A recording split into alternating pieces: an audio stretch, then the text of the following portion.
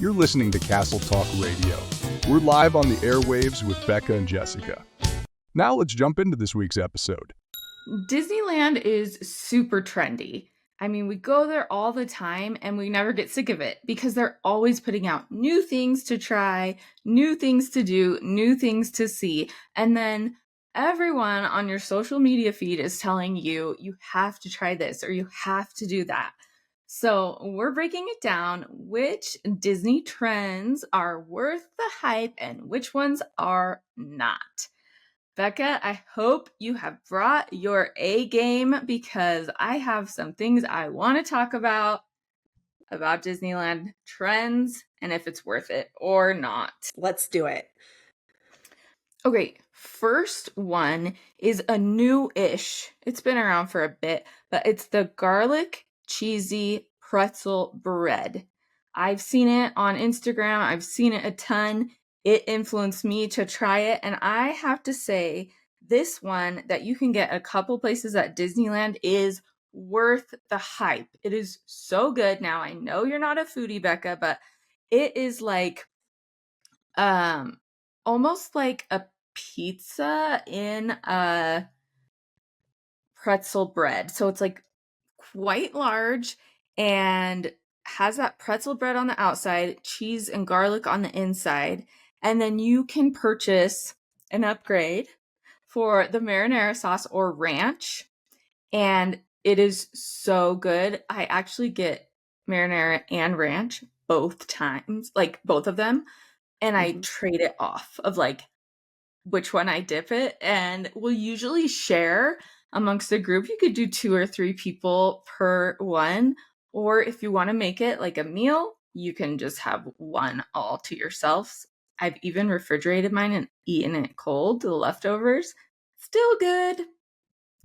Okay, but have you seen the new part of this trend where you get that and then you go to the Bengal barbecue and get one of the meat skewers and take that meat off and put it inside? Yes, and I've seen lots of other like mashups with different things where you get one thing from one place and one thing from another. And I say that's not worth the hype because I don't want to have to go over and like collect my random assortment of food items just to have something cool to show off online. Ooh, I don't know. Maybe I'm a okay. party pooper. I think it might be worth it if you can like split up people. Like if you and I were there together and one person was to go get one thing and the other person to get the other and you meet in the middle. I don't know. Perfect. I'm not a huge foodie, so I'm really not the one to talk about that one with. But yeah, there's lots of food trends that people share on there. And if you're a foodie, definitely check those out. All right. What's one you have for me? Okay.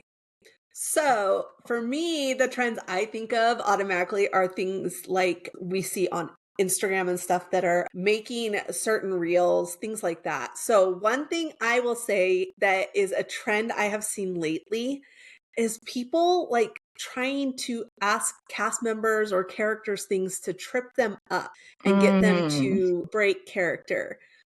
I do not think that is worth the hype because you're going to get someone in trouble. They can lose their job if it's seen. And why would you do that? Like just for views. I hate that. Yeah, that's going to be a no for me. Okay.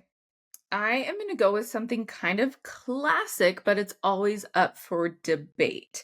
So this Disney trend is worth the hype, and it is adding on Disney Genie Plus. I say it's worth it, especially if you're going as a vacation and not just like popping in as a magic key holder. Genie Plus over park hopping. If you're looking for a way to spend a certain amount, I choose Disney Genie Plus every time over park hopper tickets. So I am going to be a little controversial, and I think Genie Plus is more worth it if you do park hopping. I don't think it's as big a deal if you aren't park hopping because you don't get the same amount of rides in that. I do think it's important to pre-purchase the Genie Plus if you think you're going to use it, though, because you lock in that price that they're doing the pre-sale for. And of course, you can get those tickets through our partners at Getaway Today using our link. We have exclusive pricing, getawaytoday.com/castle talk, and you can pre-purchase tickets with that, and you can pre-purchase them with park hopping, and you can compare all the different options, decide what's right for you. I do want to throw a caveat on, though. If you are utilizing the DAS system, which we're going to do an episode coming up about the changes to the DAS system that just happened this summer, but if you're utilizing that, if your kids can't handle a 1 hour return time, like if you have a child on the spectrum or something, then Genie Plus may not be worth it, because that 1 hour return time, I know it stresses my children that are on the spectrum out a ton. If they think there's any chance they won't make that return time, they start having meltdowns, and it's just kind of crazy. Or if they have a meltdown for something else and we have this return time, then I have to remember while I'm trying to deal with their meltdown to change my Genie Plus return time, and that's a mess. So that's my only caveat to it, but I definitely think it's more worth getting Genie Plus if you can also do park hopping. Interesting. Okay, but if budget-wise, you can only do one, I say Genie Plus. I do too, because it's going to help you not be in lines, but you could also just, if I'm not park hopping, I would almost just like pick, it depends how long your vacation is, but I might pick one day to just buy Genie Plus in Disneyland or something. There's lots of things you can do, but I just don't know if I think Genie Plus is as valuable when you're only doing one park a day. Okay. All right. So give me another one of yours. Worth the hype or not? Here's one for you, Jessica. And people that know me will know what my answer is to this. So I'm not going to tell you if I think it's worth it or not until after. I want to see if you know what I think about it. Okay. Every season, every time there's anything, Disney puts out a ton of different churros. And sometimes there's some really interesting flavors. Do you think trying to get all the different churros is worth the hype or not? It is not worth the hype, and I would go as far as saying you can also skip almost all of the seasonal churros, period. Every time I'm like, okay, this one I think is going to be good, I end up disappointed. I think the regular churros are worth the hype. Flavored, seasonal, whatever they're throwing on top of it, not worth the hype. Okay, so first off, if you are a Walt Disney World regular, you're probably going, churros worth the hype. Let me just tell you, the churros at Disneyland are different than the churros at Walt Disney World. Anyone that has done both will let you know that. So there's the reason she's saying regulars worth the hype. Do you know what I think about it, Jessica? Me personally? Well, I would think you would say not worth the hype, but surprise me. Correct. I personally don't think it's worth the hype, because I'm not a fan of cinnamon. I don't like cinnamon. So I don't think churros are worth the hype at all. Okay. But no seasonal churros, no regular churros, just skip the churros. But my family likes churros, and we, for several years, did churro challenges every season where they would try and rank every single seasonal churro. And we haven't done that for a while because it's gotten a little crazy how many seasonal churros they do. But we used to do that. I just never ate them because I don't like them. So that's a great way to make a game, make a kind of competition out of your visit, especially if you go often. Just changing up like little things like that and adding it into your touring plans and what you're doing at the parks. That sounds like a lot of fun. I have one more, and I think this is going to surprise you, my answer on this. But sippers and popcorn buckets that are like souvenirs, I'm going to say those are worth the hype, because I think they are actually really great souvenirs for kids. And then you get like either a drink with the sipper or the popcorn, and they usually do it separately. So we have a couple popcorn buckets here that I use as seasonal decoration, like a couple Christmas ones, a couple Halloween ones. And my son has one of the alien Pizza Planet sippers. So it's like this big, and it's a really cute decoration. and or toy, however you want to use that in your household. I think those are great because it's kind of like double. You get the snack and you get something to take home. Wow. I'm shocked you said that because I don't remember the last time I saw you purchase a souvenir popcorn bucket. Yeah. Um, So definitely, I would say collecting them, not worth the hype. Or no. If you want to collect them, you can collect them. Reselling them on eBay for triple the value, not worth the hype. But I okay. think it's a great souvenir. Totally classic.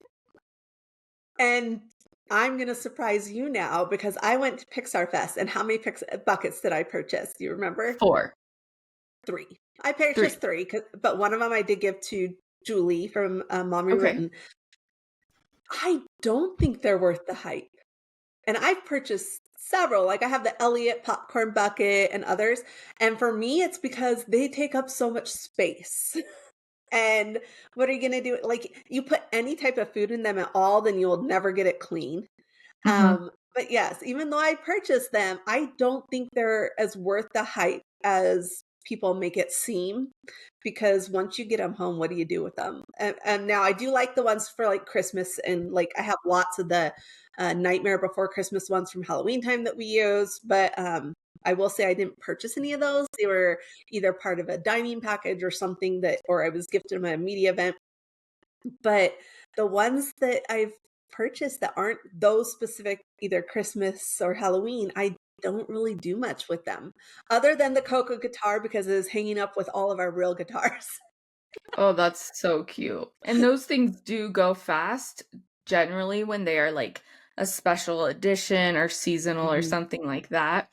So you kind of have to be there on the right days to get them. Zippers a little bit smaller than the popcorn, so those could be a good option if you're looking for something like that as a display piece or something. Yeah. So with that, let's just throw in one last one um, of worth the hype. And I'm going to group a lot of stuff together, but that is all of the fashion related merch. So I'm talking spirit jerseys, lounge flies, mini ears, which both of you and I have tons of mini ears. So what are your thoughts? Are any of them worth the hype? I think it's worth the hype to get one or two that really speak to you and are just like your personality. So, in that kind of same realm, I have one Loungefly and I have one Dooney and Burke purse. And the Dooney, that was like top of my budget at that point when I purchased it. And I'm like, I'm going to buy one of these. So I have been watching because they come out in different patterns or Mhm. um designs and then they're gone. Same with Loungeflies. So you can either be a collector of them, which I think is not worth the hype, but getting like one quality that you really, really enjoy, amazing. I will have to say that my Minnie Mouse ears do come in handy. I have so many, and matching them to outfits is always fun. And I've actually started to loan them out to friends and family when they go on their Mhm. Disney trips because what good are they just sitting in my closet? Yeah, so I love mini ears. I buy too many of them, but I've really slowed down lately because of the fact that I realize I honestly don't wear them too much in the parks, but I do like being able to have them and have a ton for friends, like you said, to pick out. And I actually have a storage like tub thing that I do down in California, and I have like 10 pairs just in there that stay down in California, so I don't have to bring them back and forth. Um, I bought several spirit jerseys, and I don't know why, because I rarely wear them because I get hot in them. Mhm. And so some people love them and they have every color and that's all they ever wear, but it's not worth the hype to me. But I think if it's something that's in your budget and it's something that makes you happy and that speaks to you, go for it. Yeah, definitely. So, I guess when you're looking for that special souvenir or that special thing to eat or Genie Plus or individual Lightning Lane, whatever it is, if it's worth the hype to you, go for it. And then come back and tell us about it because we want to know.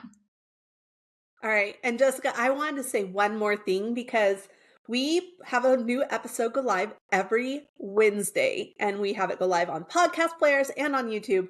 But now people can start hearing the episodes a whole day early on Tuesday if they join our Patreon. Yay! We have a Patreon. So our Patreon members will get that. They also get to weigh in on future topics. And depending on the level, you might get some extra bonus things. So go check it out. We have our Patreon link down below.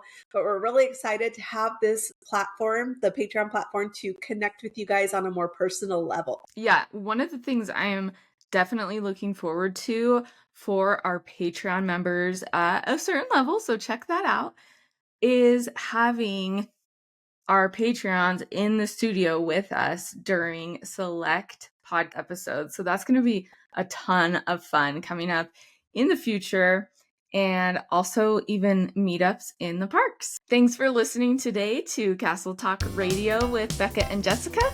We'll see you real soon at Disneyland.